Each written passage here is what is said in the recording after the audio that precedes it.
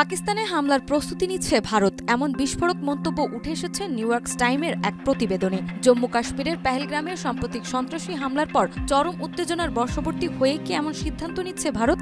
তাদের এই সিদ্ধান্ত কতটা সঠিক তা নিয়েও চলছে জোর কল্পনা। ২৭ এপ্রিল নিউ ইয়র্ক টাইমের প্রতিবেদন অনুযায়ী ভারত এখন পাকিস্তানের বিরুদ্ধে সামরিক পদক্ষেপের প্রস্তুতি নিচ্ছে।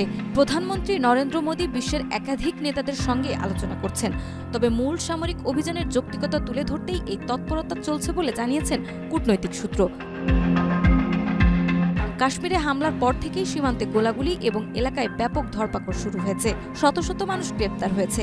যদিও ভারত সরকার এখনো আনুষ্ঠানিকভাবে কোনো সন্ত্রাসী গোষ্ঠীর নাম ঘোষণা করেনি এবং পাকিস্তানের বিরুদ্ধে সরাসরি দায়ের পক্ষে খুব কম প্রমাণ প্রকাশ করেছে।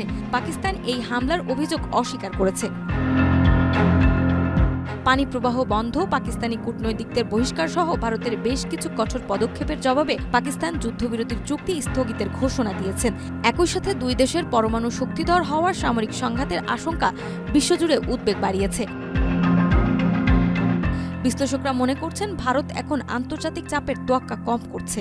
যুক্তরাষ্ট্র প্রকাশ্যে ভারতের সন্ত্রাস বিরোধী প্রচেষ্টার প্রতি সমর্থন দিলেও সক্রিয়ভাবে পরিস্থিতি সামাল দিতে এখনো দৃশ্যমান ভূমিকা নেয়নি।